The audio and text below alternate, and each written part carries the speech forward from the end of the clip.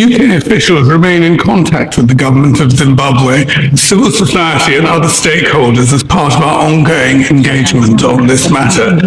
The ambassador raised these issues yesterday with senior officials at the Ministry of Foreign Affairs. However, constitutional amendments are a sovereign legislative matter for Zimbabwe. However, freedom of expression, peaceful assembly and association are essential to democracy. We continue to monitor reports of harassment and stress the importance of transparent, inclusive and lawful processes. I thank the Noble Lord, the Minister, for that response, because he realised that the constitutional changes being proposed will mean that the people of Zimbabwe no longer elect their president, the Electoral Commission will be abolished, and judicial appointments will become very unsafe, and many more changes, all of which are anti-democratic. And this is coupled with the continued brutality, beatings, torture and imprisonment against opposition figures and those in civil society. And I'm glad that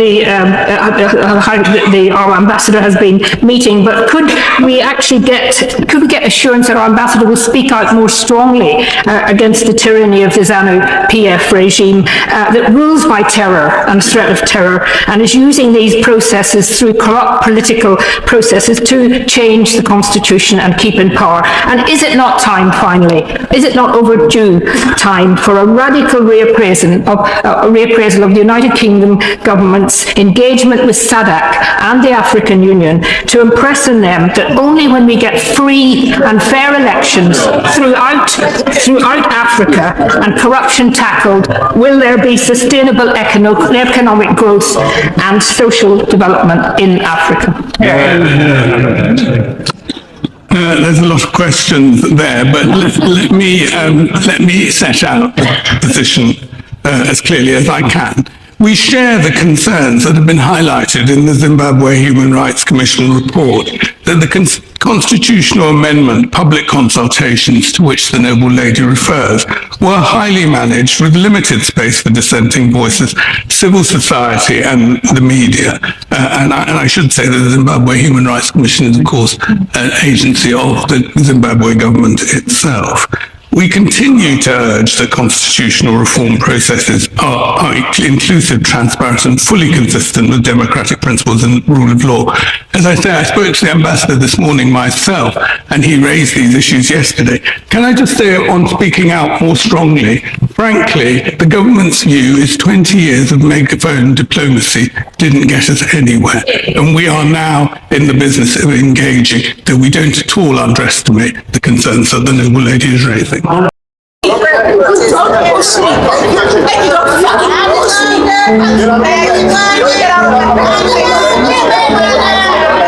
And I'm here today as a citizen of Zimbabwe, and really I was sitting in my dining room 2 weeks ago and I thought, wow, we're coming up to independence, right, in the eve of a very defining moment in terms of our constitution. You know, for a long time Zimbabweans are crying for free elections, credible elections, and then now it's almost like the final nail on the coffin is about to be slammed down with the Constitution Amendment Bill number 3. It really felt that I couldn't just sit around anymore, but I also had to say something. But not only that, but also encourage others to say, guys, this day, 18 April, is an important day. A lot of people died for the sake of one man, one vote, and here we are now getting ready. The government is getting ready to put the final nail on the coffin on our rights to one man, one vote. There were two groups earlier on. How did that make you feel, and what message would you like to give to the other group? I would like to say to the other group, like, are you guys serious? Like, how can you be here and trying to stop us from speaking out? You should be in Zimbabwe. We should all be in Zimbabwe right now, but we are here because something is wrong, right? So they shouldn't really hide behind trying to threaten us, trying to support the regime, when they know that it is that very regime that brought them here, that is separating them from their nearest and dearest. So I just want to say to those guys, like, guys, think deeply. This is not only for us, this is about 20 years from now. A lot of them actually, I think, were maybe in their 50s or 60s. You know, what are you doing about the Zimbabwe you're going to leave behind? What I want to say to you all, as we are all gathered here, is that fear not. for the Lord Almighty is with you. Zimbabwe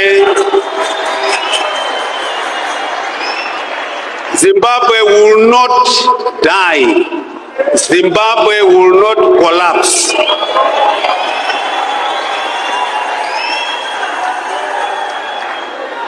Those who have intended to harm this God-given country shall be punished threefold.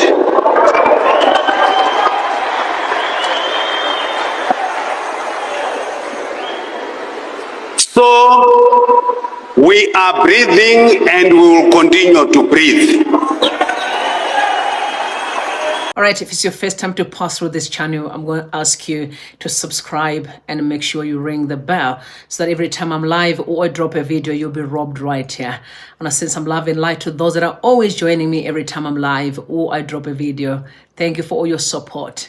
Please share the video with others and like as well. It's important.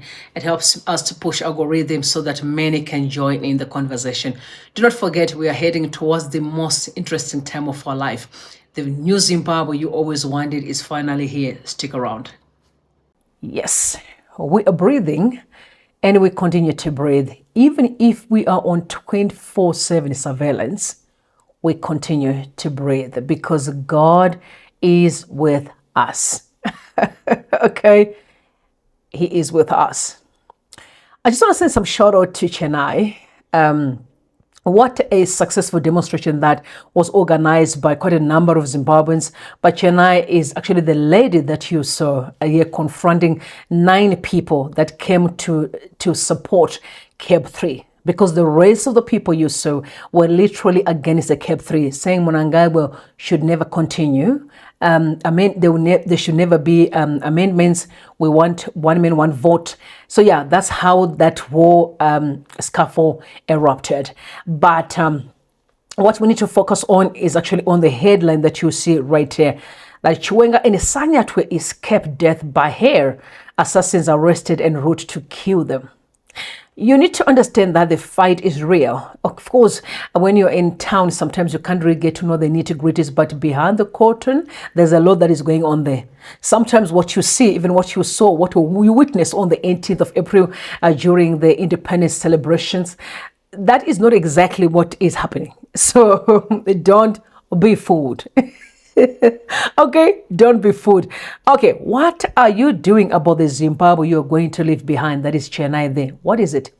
We may not benefit from the changes that we're about to embark on, but what is important is that at least our children would be able to live in a normal country. Guys, I can't for the life of me afford to see my daughter or my son live in such a disorganized society. I cannot. Dysfunctional societies are not for me. I believe in peace and all I want is harmony and joy. But Tim Pachedu is also reminding us that these demonstrations you saw actually the beginning, because some will come in, some are actually going to happen in South Africa, and then the big one is the one that is coming in Zim. Prepare the way, and we're going to drive every criminal out. Watch and learn. Let me read what they wrote on X as well. They said the London demo was a huge impact than anticipated. Many in ZANU-PF did not see the momentum against CAB 3 growing organically the way it is. The regime had banked on the collapse of Triple C, but never saw the likes of Zimbabwe Yahweh taking the mantle. Harare, you are next. The world awaits your reaction.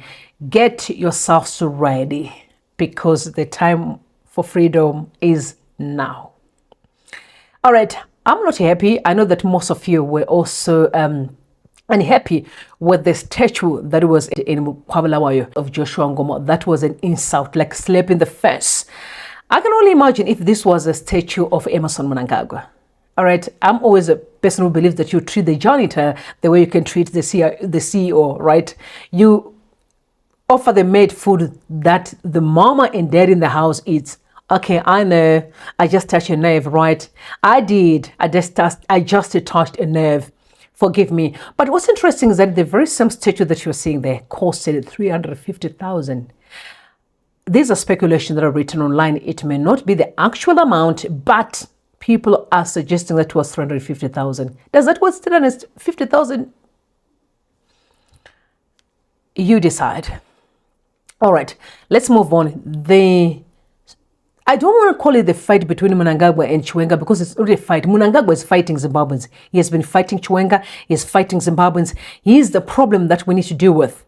So when people say there's fight between Chiwenga and Mnangagwa, it's not correct. It's Mnangagwa's fighting Chiwenga and fighting Zimbabweans. Okay. Yeah, so let's be clear on that one. But anyway, very disturbing news that were actually shared by Baskoro News. Baskoro News should be respected and held. Sort of my lady, Lynn Stacia. Okay, I hope I pronounced your name correctly. Okay, that's all right, but I'm trying. So bless me. Anyway, I'm going to read that. It's too much, but it is important for you guys to actually pay attention to. All right, so let me read what she wrote on X.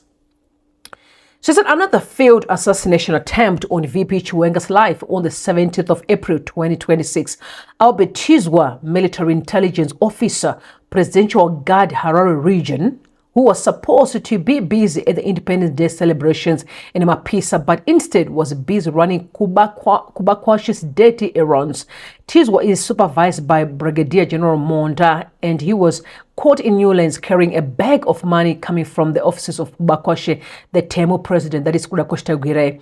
The money has been confiscated and he is under arrest and investigation. Tizwa was resisted arrest from the ZRP crack team, and he pulled out a K-47 in law. The officer of this rank is supposed to be in possession of a pistol, not an AK-47.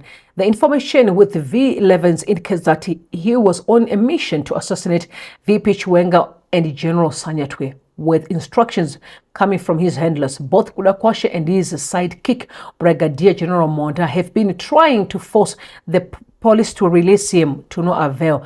Thanks to Commissioner of Police Mutamba for heeding the call of duty, Temu President has crossed the Rubicon, and I wonder what he is hoping to achieve with this.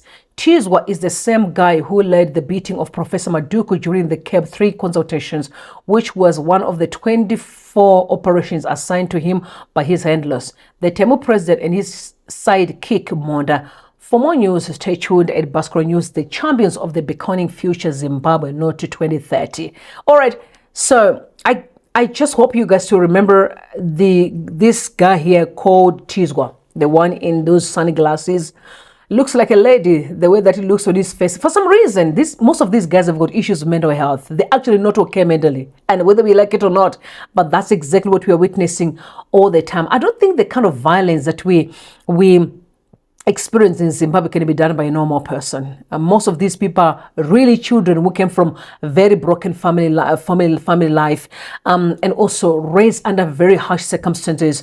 And some are actually hardcore criminals that may have been given freedom just for them to be able to carry out all these heinous crimes. But it's very sad and disturbing, honestly. Sometimes I wonder, what is it that Chiwenga has done to Mnangagwa and even Sanyatwe, of course? What is it that they've done? Some people would think it's politics. It's not politics. It's more than that. So I want you to stick around so that you know why I keep on saying it is not politics. But let's look at the comments in the comment section. Those are the last kicks of a dying horse. Thank you, Baskoro News, for the updates. And if all this is true, it means he is not intelligent enough. Anamaduku, and excuse me, please. Munashe said kuba kwake namate taneta nema politicians who abuse the name of God. Temba, I'm struggling to connect your information to what you are suggesting is an assassination attempt. But hey, Pakaipa, his phone was confiscated and the information is there. What is hard to understand? And Albert, as an intelligent operator, I was under the assumption that an officer of this caliber would not carry potentially incriminating information on a phone. I guess its true intelligence is not as common as common sense. It defies logic. So if you are really a professional in Central Intelligence, what are you actually doing chatting on social media? Because there's a difference between being, carrying out the work for criminals and actually being a professional, well-trained, qualified intelligence officer. There's a difference. Because guys, talk to me. We've been receiving a lot of calls and messages from Zimbabwean men claiming, oh, no, confessing love for me. No, I know they are sent. Thought maybe I'm this loose person. Guys, listen. You don't know who you're dealing with, do you? All right, that's all right. Let's park that one. It's not important right now. Let's focus on the most important thing. If you're really a qualified intelligence officer, it's the way they speak. God, if this is what your core CIO in Zimbabwe, if for real, then we haven't started yet. Guys, the way they speak, you can see what these guys are. Listen, there is no sophistication at all. No sophistication. Because guys, to be a central intelligence of a country, remember, this is a country we are referring to. Zimbabwe has top class men and women who are changing the world.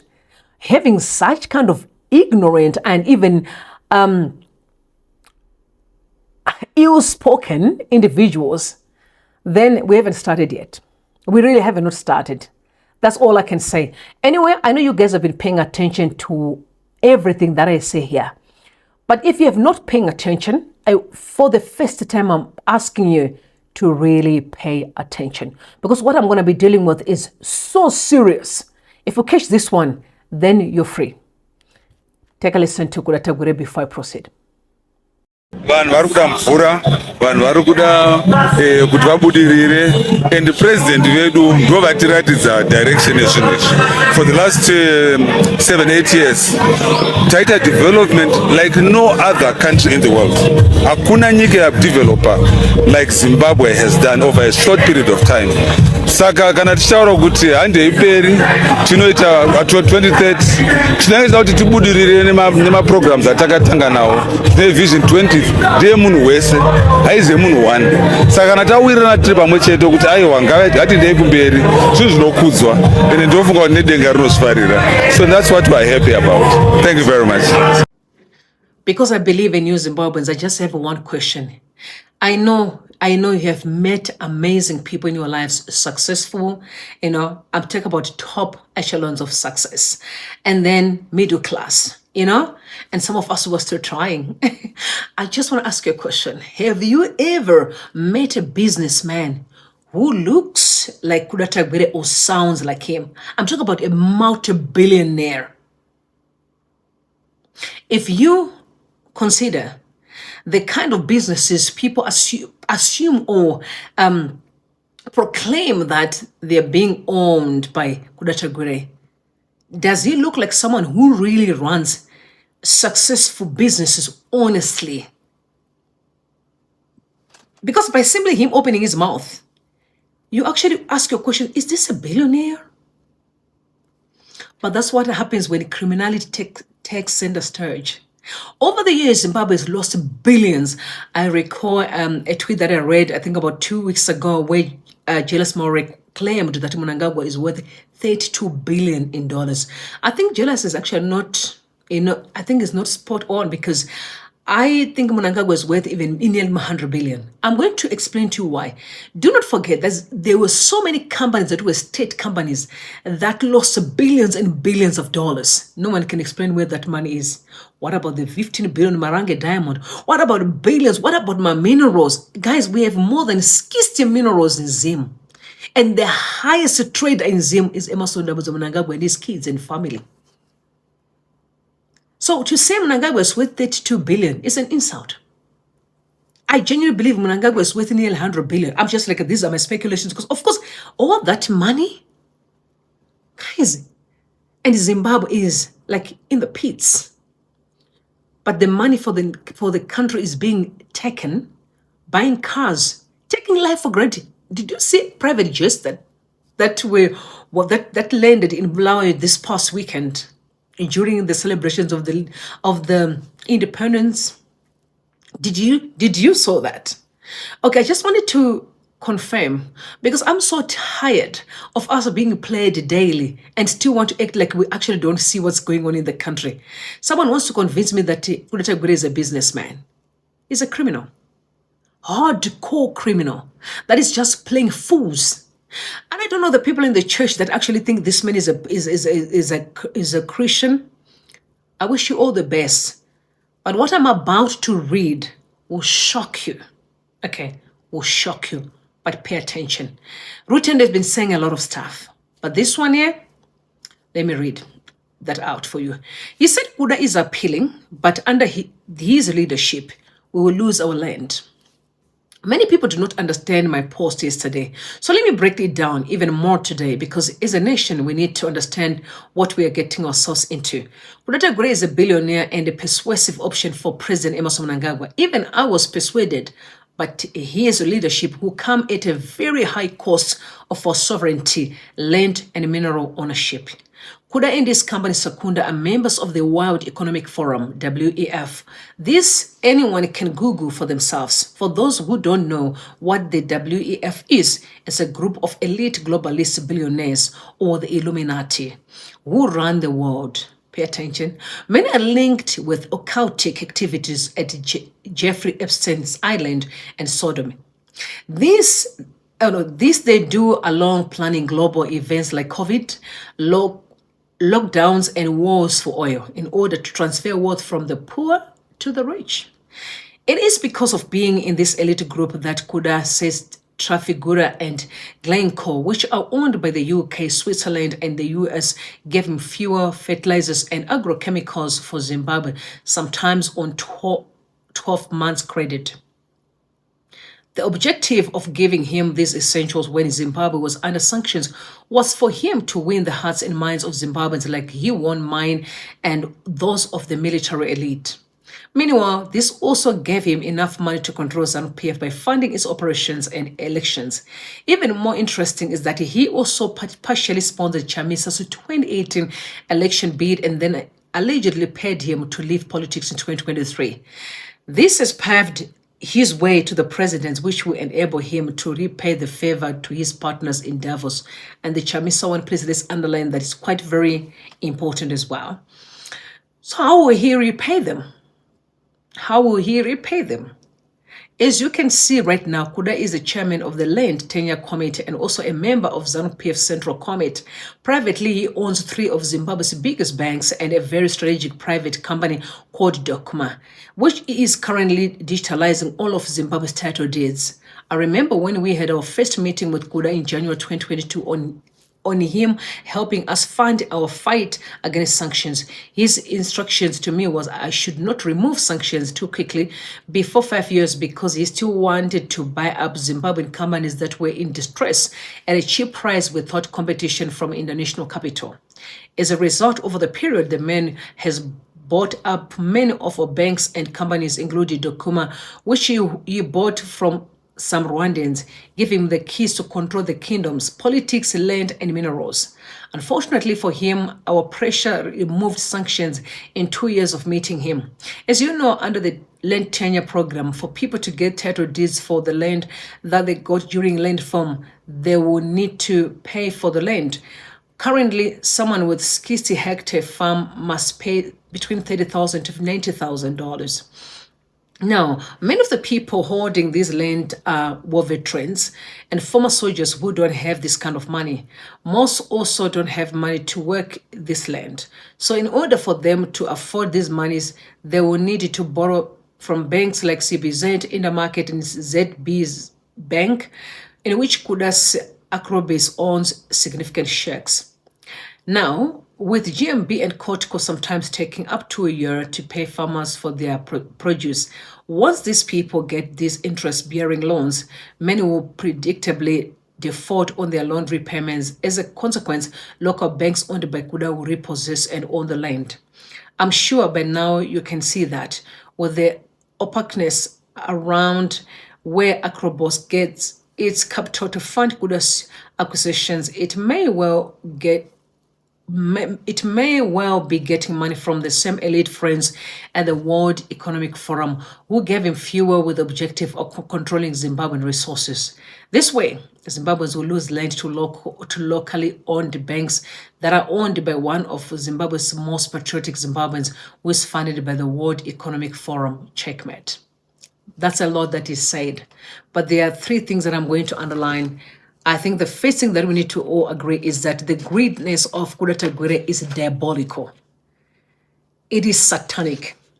You mentioned about him being part of the Illuminati. I know some will just brush it and say, oh, that's not important. But then you forget that during the gold mafia, that the Al Jazeera actually exposed something that many people did not pay attention to. That the guy called Patni, who crowned Muammar Gaddafi as the king of kings. After Muammar Gaddafi died, he also passed that robe to Mugabe. That crown was given to Mugabe. Are you surprised why Mugabe never wanted to leave power?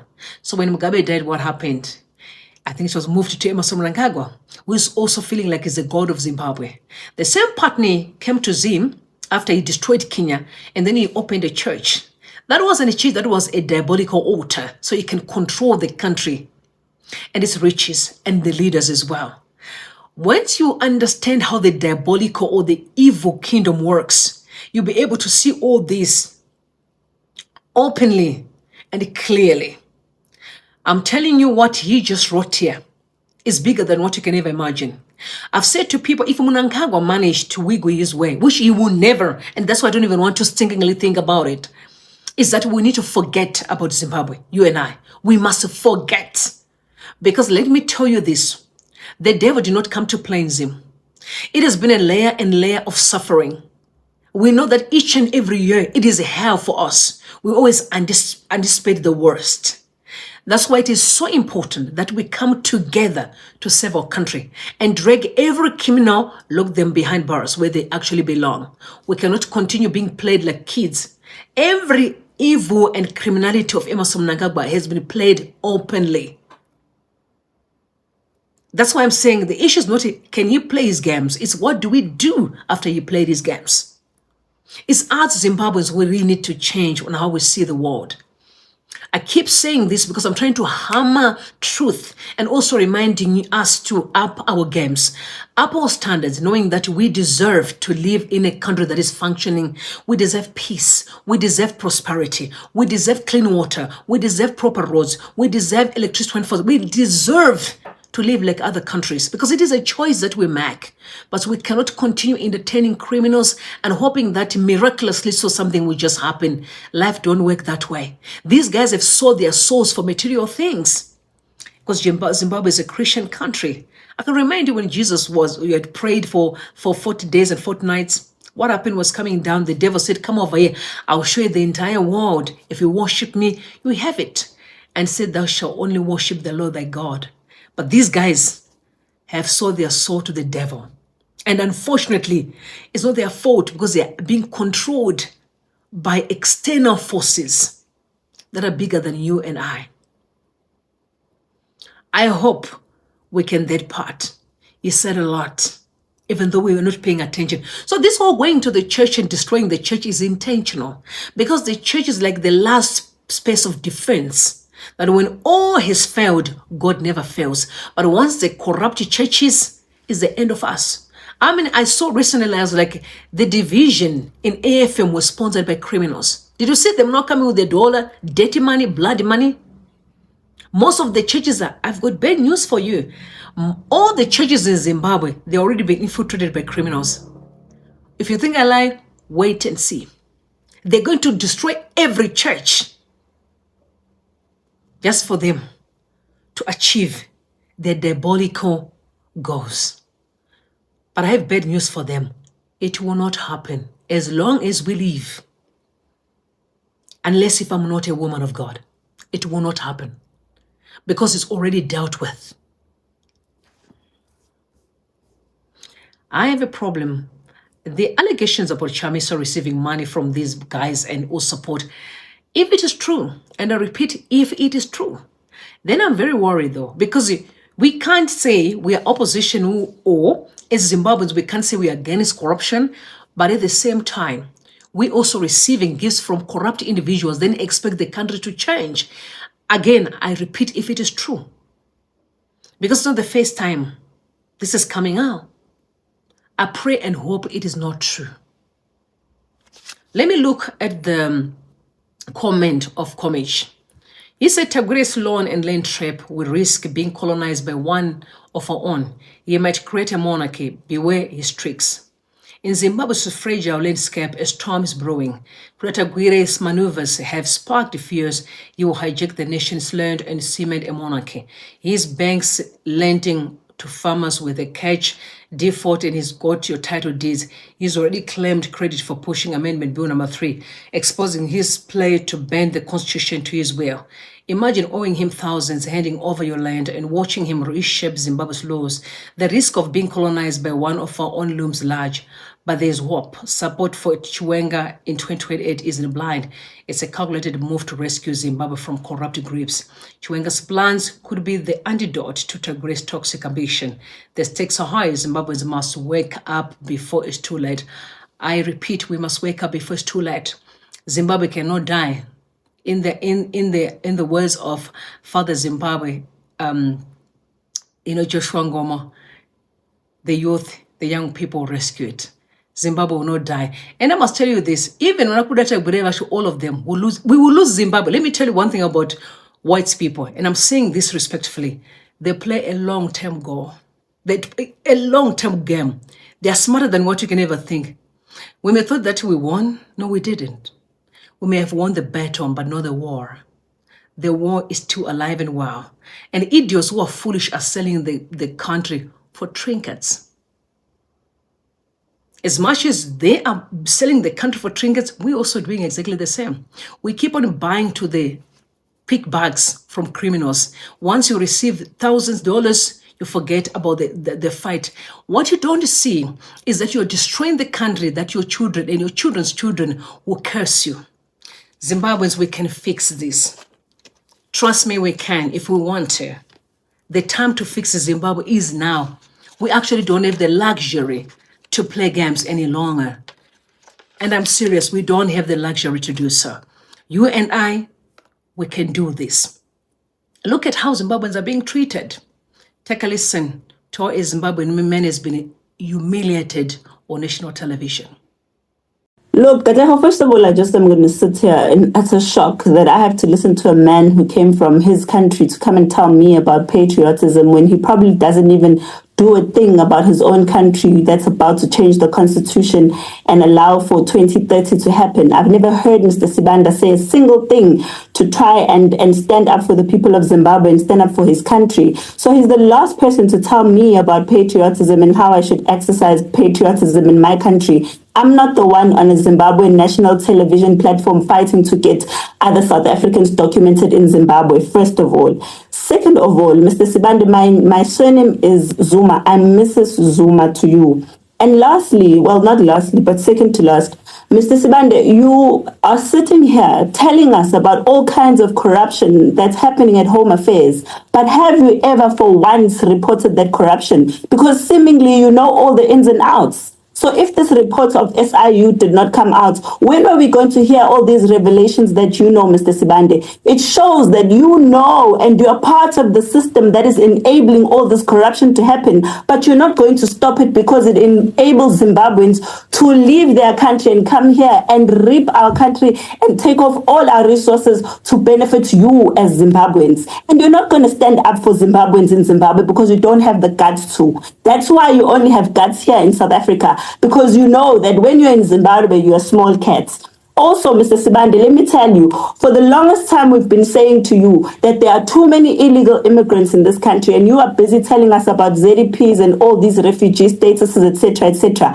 Now, do you consider a person that has fraudulently occupied and received documents to be in South Africa a person who is legally in the country? Of course not. That person is an illegal immigrant, and you, Mr. Sibande, are also involved in that corruption. Why are you not telling Kateho that you also are trending and you are in the newspaper and in the news for fraudulently getting documents to be in South Africa? Now you've got a television platform that allows you to speak, and you think that you have been accused of standing up and admitting that you also went into that system and corruptly entered into South Africa. Why are you not telling the truth, Mr. Sibande? Being on television must not absolve you from the truth of who you are. Right. And you are a Zimbabwean that's running away from who you really are, and that is a person that is in the country fraudulently but has been given platforms to speak, and you're using that to paint yourself as a victim. You are not a victim. You are part of the corrupt system, and you're not helping this country in any way. So, You need to go Jacinta- back to Zimbabwe and fix it for yourself and for your children and their future. Am I the only one who's tired? Because, guys, watching men being humiliated this way breaks my heart. Because the last time I checked, men are the protector of our families and the land. If we lose the fiber and the character that comes with men, we are gone. It's time Zimbabweans will rise up and take our country from these criminals. There's no any other way around. Their level of disrespect of spending our billions of dollars in stupid cars, stupid helicopters, stupid spending at the expense of our people and our peace, it's not worth it. We can stop this if we want to. All right, you tell me what you think in the comment section. I'd really love when I hear your thoughts. I love you so much. God bless you and God bless Zimbabwe. Bye for now.